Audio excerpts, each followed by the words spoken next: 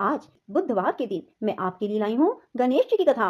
बंधुओं, कहा जाता है कि बुधवार गणेश जी का दिन है। यदि बुधवार के दिन गणेश जी की कथा सुनते हैं, गणेश जी के स्तोत्र सुनते हैं, गणेश जी के 108 नाम सुनते हैं, तो गणेश जी आपके कार्यों में आ रही सभी विघ्न बाधाओं को दूर करते हैं। आपके बिगड़े हुए भगवान की जरूर लिखें। बोलो गणेश भगवान की जय हो। भगवान शिव ने विष्णु को षोडश उपचार युक्त गणपति पूजन की विधि बताई। तब भगवान विष्णु ने गणेश जी की 100 दिव्य वर्षों तक उपासना की। उनके घोर तप से प्रसन्न होकर गजानन साक्षात प्रकट हुए और बोले, मैं तुम्हारे तप से प्रसन्न हूँ, बोलो क्या चाहते हो। विष्णु जी बोले, मधुकैटभ नाम असुर अति प्रबल हो गए हैं, अतएव उनके वध का उपाय कीजिए। श्री गणेश जी ने कहा, वैकुंठनाथ, यदि आपने पहले ही मेरा पूजन किया होता तो अब तक असुर परास्त भी हो गए होते। विष्णु जी बोले, गजानन, मुझे आपका प्रभाव विदित नहीं था, अब आप वही कीजिए जिससे मैं उन असुरों का वध करने में सफल हो सकूं। हे नाथ, इसके साथ ही मुझे अपनी अनन्य एवं दुर्लभ भक्ति भी प्रदान करें। भगवान विष्णु की प्रार्थना सुनकर गजानन ने कहा, ऐसा ही होगा रमानाथ, आपके हाथ उन असुरों का अतिशीघ्र वध होगा।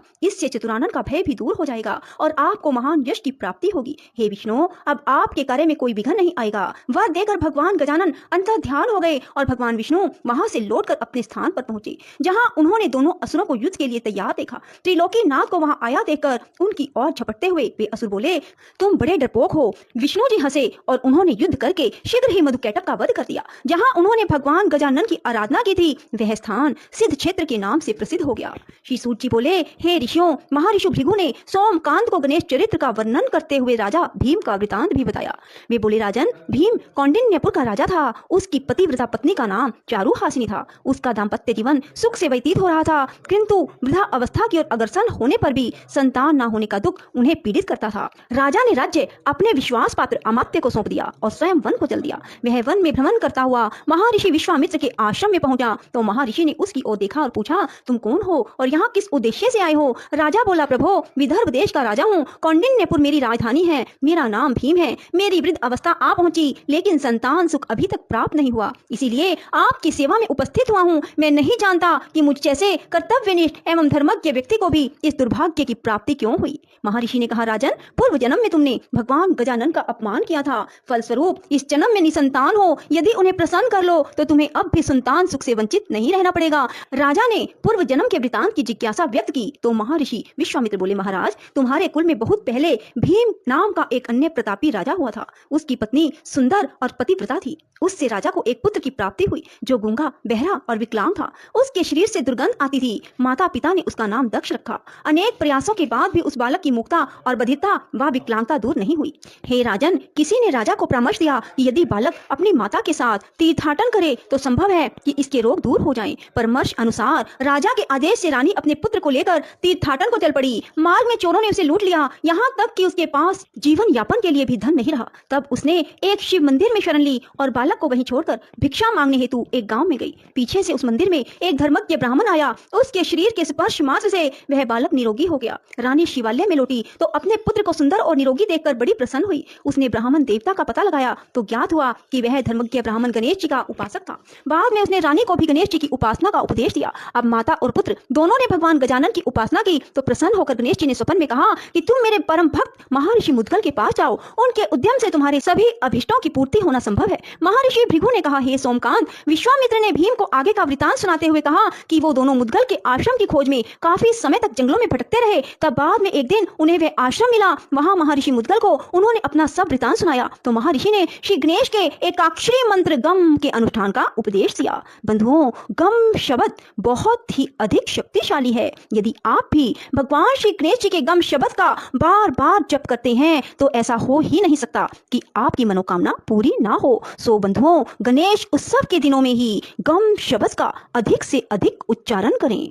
राजा भीम ने जिज्ञासा व्यक्त की, महामुने, आपके श्रीमुख से यह चरित्र सुनकर मैं आश्चर्यचकित हूँ। एक ब्राह्मण के शरीर का स्पर्श कर बहने वाली वायु के स्पर्श मात्र से यह बालक रोग रहित और सुंदर कैसे हो गया। विश्वामित्र बोले, राजन, इसमें आश्चर्य कैसा। भगवान भगवान गजानन चाहें तो किसी भी निमित्त से अभिष्ट प्रदान कर सकते हैं। सुनो, एक समय की बात है, सिंधु देश के एक पल्ली नामक गांव में एक धनिक वैश्य रहता था। उसका नाम कल्याण था। उसकी पत्नी का नाम इंदुमती और पुत्र का नाम बल्लाल था। एक दिन वैश्य पुत्र अपने मित्रों के साथ वन में गया। वहां उन लोगों ने एक ऐसी शिला देखी जिस पर कोई मूर्ति सी अंकित थी। उन्होंने उसे गणेश्वर नाम देकर पूजन आरंभ किया और सब ने मिलकर वहां एक मंडप बनाकर उत्सव मनाया। उस दिन से अपने सब मित्रों के साथ वह वैश्य पुत्र रात दिन वहीं रहकर गणेश जी की उपासना करने लगा। जब वे घर नहीं पहुंचे तो माता पिता को चिंता होना स्वाभाविक था। वे उन्हें ढूंढते हुए उस जंगल में आए और सब बालकों को उपासना आदि में लगे देखकर उनके माता पिता आदि ने कल्याण से कहा, कल्याण, तुम्हारे पुत्र ने हमारे बालकों को भी पागल बना दिया है, जो अरण्य में पड़ी हुई शिला का पूजन आराधन कर रहे हैं। इसलिए तुम अपने पुत्र को रोको, अन्यथा हमें उसके साथ कठोरता का व्यवहार करना पड़ेगा। यह सुनकर कल्याण ने उस मंडप को गिरा दिया और अपने पुत्र को मारने लगा। उसने उस गणेश शिला को उठाकर दूर फेंका और सब बालकों को वहां से भगा दिया।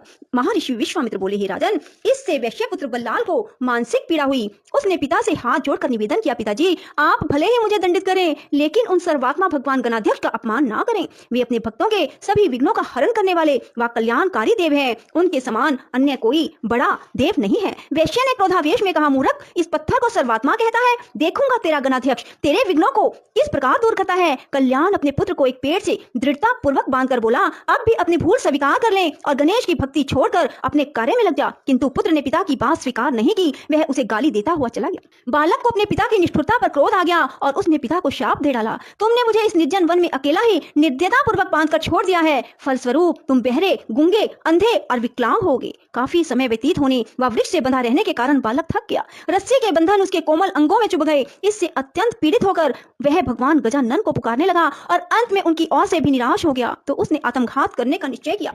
वह वृक्ष से ही सिर फोड़ने लगा। वह बालक पीड़ा और निराशा के कारण रोता हुआ बोला, विघ्नेश, आपके भगत पर ऐसा महान संकट है और आप सुनते ही नहीं। पता नहीं आप कहीं हैं भी या नहीं। यदि हैं तो फिर आते क्यों नहीं। तभी उसने देखा कि सामने से एक ब्राह्मण आ रहा है। उसने तुरंत बालक के बंधन खोले और सिर पर हाथ फेरते हुए कहा, बस तुम्हारी पुकार सुनते ही तो मैं यहाँ आ गया हूँ। तुमने पिता को जो शाप दिया है वह सत्य होगा और यह स्थान तुम्हारे नाम पर बल्लाल विनायक के नाम से प्रसिद्ध हो जाएगा। इधर कल्याण का शरीर उसी समय से रोगग्रस्त हो गया। उससे दुर्गंध आने लगी। वह बहरा, गूंगा, विकलांग हो गया। उसकी दशा देखकर पत्नी को बहुत दुख हुआ। वह पुत्र को देखने के लिए अरण्य में गई तो वहां उसे गणेश्वर के पूजन में लगा देखा। इससे उसके मन में बड़ी प्रसन्नता हुई। उसने पुत्र से कहा कि पुत्र, यह तो तू बड़ा शुभ कार्य कर रहा है, परंतु तेरे पिता की दशा बहुत दयनीय हो गई है। उन्हें भी चलकर देख ले। वत्स, माता पिता की आज्ञा मानना भी पुत्र का परम कर्तव्य है। बल्लाल ने उसी प्रकार शांति पूर्वक बैठे रहकर कहा, माता, संसारिक माता पिता तो अनित्य हैं, यथार्थ माता पिता तो भगवान गणेश्वर ही हैं, जिनकी मैंने शरण ली है। इन्हीं भगवान का निरादर करने के कारण पिताजी की ऐसी दशा प्राप्त हुई है।